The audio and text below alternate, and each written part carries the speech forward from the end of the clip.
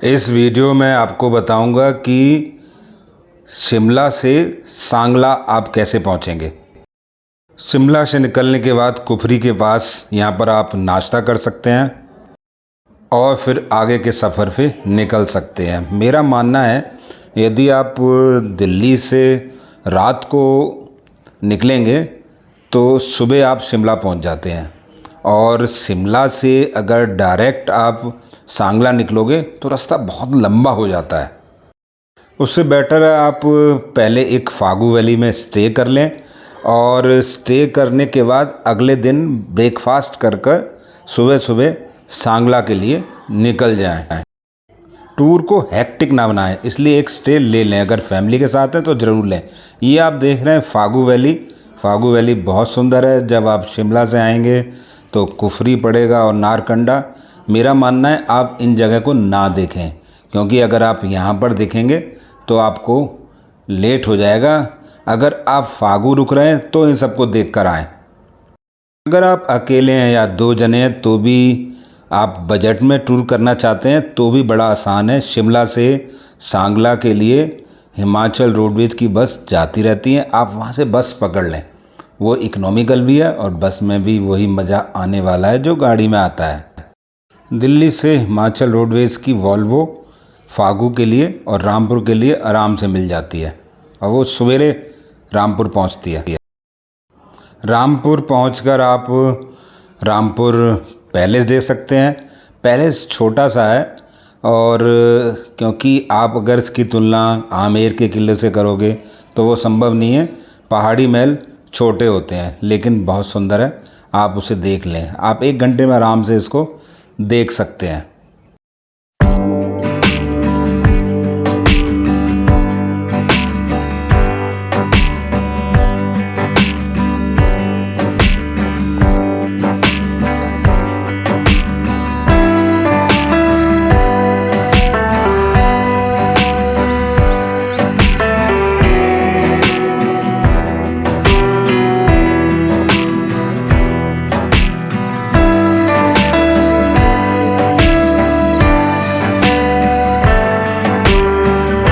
जैसे ही आप रामपुर से निकलेंगे तो आपके साथ साथ सतलुज नदी बहेगी, और सतलुज नदी पर इतने हाइड्रो प्रोजेक्ट हैं जिसमें नफ्ता जाकरी और भी दूसरे हाइड्रो प्रोजेक्ट हैं। तो अगर आपके पास टाइम है तो कोई भी प्रोजेक्ट आप देख सकते हैं, बहुत नॉलेज प्राप्त होती है। और बच्चों को तो ज़रूर दिखाना चाहिए। सिर्फ मौज मस्ती ही काफ़ी नहीं है, अगर रास्ते में कहीं भी नॉलेज, वही प्रैक्टिकल नॉलेज मिलती है तो ज़रूर आप टाइम निकाल कर देखें। हम किन्नौर डिस्ट्रिक्ट में आ चुके हैं, और किन्नौर का मतलब खूबसूरती, तो उसका स्वागत होता है एक सुंदर झरने द्वारा। तो किन्नौर में घुसते ही आपको कुछ अलग सा लगने वाला है।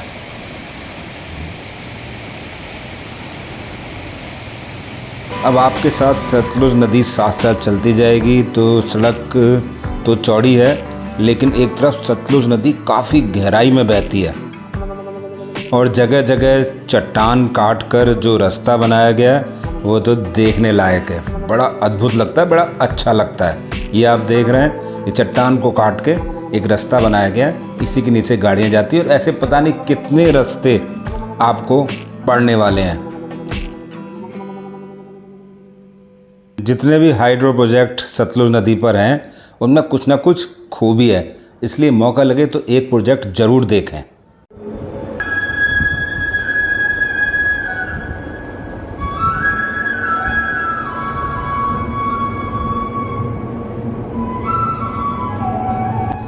आप इसी तरह सतलुज नदी के किनारे करछम डैम तक जाने वाले हैं, और करछम डैम पर बास्पा और सतलुज नदी का संगम होता है, और इसके बाद आपका रास्ता चेंज हो जाएगा। जैसे ही आप बास्पा रिवर के साथ चलना चालू करोगे, रास्ता खतरनाक है। खतरनाक इन द सेंस कि वहाँ पर लैंडस्लाइड बहुत होती है, रास्ता छोटा भी है। इसलिए मेरी सलाह है कि आप वहाँ दिन में ही निकलें, रात में निकलने का रिस्क ना लें तो ज़्यादा बेटर है।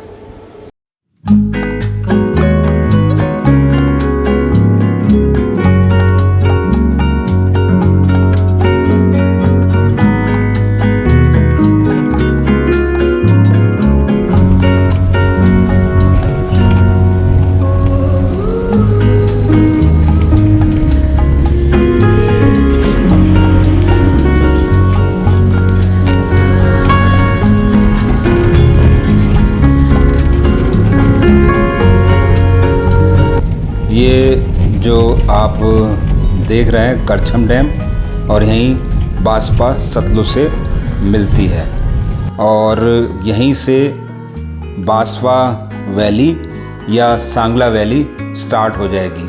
आगे हम ये जो रास्ता देख रहे हैं आप, अब हम जा रहे हैं सांगला की तरफ, और ये बासपा रिवर के साथ जा रहे हैं। रास्ता छोटा है और लैंडस्लाइड वाला एरिया है।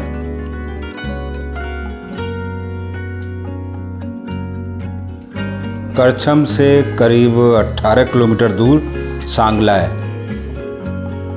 अब आप करछम डैम जो कि 5,934 फीट पर है, उससे धीरे धीरे चढ़कर 11,320 फीट की हाइट पर जाने वाले हैं। इससे थोड़ी ऑक्सीजन की प्रॉब्लम तो होती है। सांगला काफ़ी बड़ा है, कस्बा टाइप कह सकते हो आप। अगर आप फागू से चलोगे तो 6 घंटे में आराम से आप सांगला पहुंच जाओगे। चेक इन कीजिए 12 बजे और डिनर कीजिए, इसके बाद आप सांगला देखने निकल जाओ। अभी तक तो आपने किन्नौर के सेब के बारे में सुना होगा, और सांगला में घुसते ही किन्नौर एप्पल के बहुत बड़े बड़े बाग हैं। पूरी वैली में एप्पल के बहुत बड़े बड़े बाग हैं। उस दिन जाकर आप बैरिंग नाग मंदिर देख लें, जो कि ज़मीन जायदाद के देवता हैं। कहते हैं उनका न्याय हर एक कोई मानता है। 800 साल पुराना आप कमरू का किला देख सकते हैं, उसमें लकड़ी का काम बड़ा बेजोड़ है। इसके बाद आप सो जाइए और जल्दी आपको उठना है 5 बजे, और इस तरह करीब आपकी खिड़की से सारे पहाड़ नज़र आएंगे। जो आप देख रहे हैं बिल्कुल सुबह सुबह की फ़ोटो है, ये आपको ज़रूर लेनी है, क्योंकि ये पहाड़ जैसे ही धूप निकलेगी अपना रंग बदल लेंगे। वो आपने मिस नहीं करना।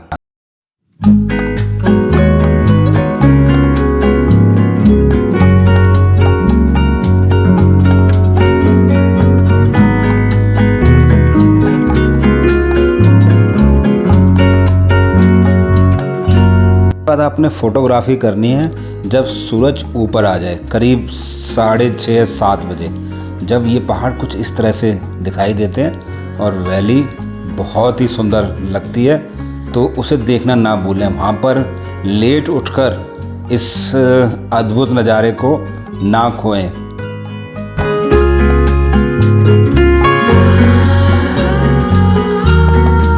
सांगला से गुजरती बासपा नदी और उसमें पड़ता हुआ सूरज आपको बहुत ही अद्भुत अनुभूति देता है। और ये देख रहे हैं दूर तक फैले हुए सेब के बाग सांगला को बिल्कुल अलग ही बना देंगे। आप एक दूसरी दुनिया में खोने वाले हैं, इसलिए इसे मिस ना कीजिए, जल्दी उठ जाइए। किन्नौर में सबसे ज़्यादा सेब सांगला वैली में ही होता है, जो कि अद्भुत क्वालिटी का और बेहतरीन होता है। और ये बड़ी एक सप्लाई चेन है जो पूरे इंडिया को और विदेश तक किन्नौर के सेब की सप्लाई करते हैं। और यहाँ पर और दूसरे सेब भी उगाए जाते हैं जो कि सिर्फ एक्सपोर्ट होते हैं, जैसे इटली का, इज़राइल का, वो भी सेब उगाते हैं, लेकिन वो इंडिया में नहीं आता।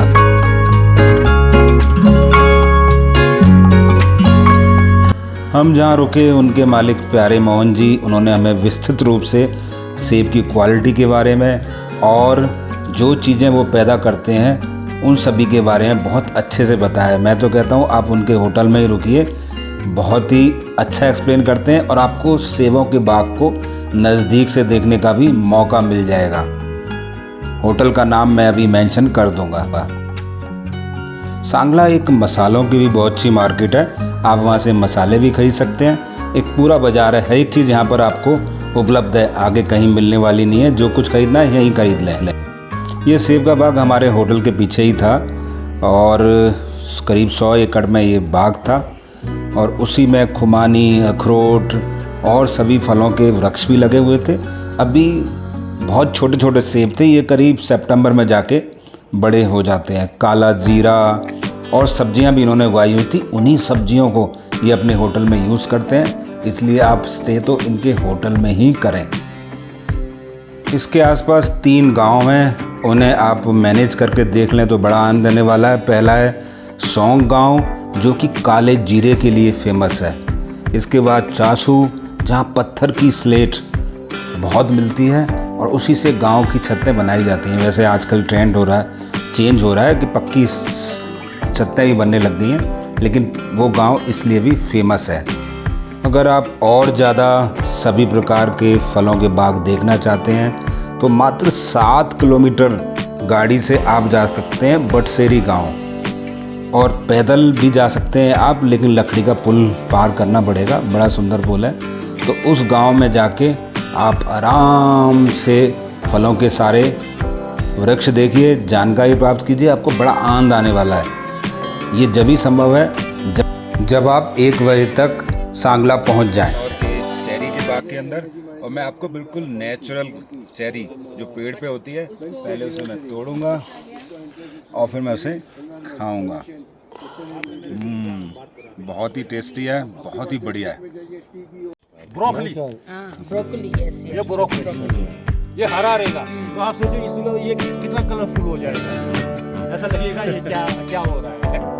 और ये भी ब्रोकली है, वो कैबेज नहीं, ये ब्रोकली नहीं है, फिर ये आपको कॉलीफ्लावर आया, देखो ना आपको मैं बता रहा हूँ। कॉलीफ्लावर का पत्ता ऐसा होता है, कैबेज ब्रोकली का पत्ता ऐसा होता है, ये सारा ऐसी इस तरह हम ग्रोथ करते हैं। और पूरा आनंद आप जब ही ले सकते हैं जब आप सांगला समय से पहुंच जाएं। इसलिए 12 बजे तक सांगला पहुंच के पूरा सांगला एक्सप्लोर करो, तभी आपको आनंद देने वाला है। होटल प्रकाश रेजेंसी में आप रुकें, लेकिन यहाँ पर रुकने के बाद इनके मालिक द्वारा इनके सेबों के बागों को देखना ना भूलें, बड़ा आनंद आने वाला है। वो वहाँ होने वाले हर एक पौधे और फल के बारे में विस्तृत जानकारी आपको देंगे। सांगला से 14 किलोमीटर आपको रक्षम मिलेगा, छोटा सा गांव है, लेकिन वहाँ होम स्टे अब बनने लग गए हैं। और वहीं पर रास्ते में आपको बहुत सारे पत्थर पड़े हुए दिखाई देंगे। आप तो सोचेंगे कि पहाड़ से पत्थर कैसे गिर गए। काफ़ी साल पहले वहाँ पर बादल फटा था, तभी ये मलबे के साथ नीचे आए थे, लेकिन अब वो ब्यूटी नज़र आती है। रक्षम से आगे भारत का अंतिम गांव चितकुल पड़ता है, जो कि मात्र 14 किलोमीटर दूर है। बास्पा नदी के किनारे बसा हुआ गांव भारत का अंतिम गांव है। वहां से सिर्फ 65 किलोमीटर दूर पर चीन की सीमा लगती है। पहले वहां पर 500 साल पुराने देवी के मंदिर के दर्शन करें। प्राचीन शैली से बना हुआ मंदिर है। इसके बाद आप बास्पा नदी के किनारे जा सकते हैं और वहां पर कैंपिंग भी कर सकते हैं। यहाँ ट्राउट फिश बहुत मिलती है, तो उसकी आप फिशिंग भी कर सकते हैं। और रहने के लिए अब तो यहाँ काफ़ी होम स्टे और होटल भी बनने लग गए हैं, तो वहाँ आप रुक सकते हैं। लेकिन मेरा मानना है, अगर आप यहाँ 1 दिन रुकेंगे तो आपको बहुत ही आनंद आने वाला है। अच्छी जगह है, बिल्कुल बास्पा नदी इसके बीच में से गुजरती है और भारत का अंतिम गाँव है। तो मेरा ख्याल है यहाँ पर आप 1 दिन ज़रूर रुकें, जिससे कि इसकी ब्यूटी का आप आनंद ले सकें। अदरवाइज़ आप 3-4 घंटे में यहाँ से वापस भी जा सकते हैं। अगले वीडियो में कल्पा, रिकांगपिओ, नाको और टाबो ले चलूँगा आपको।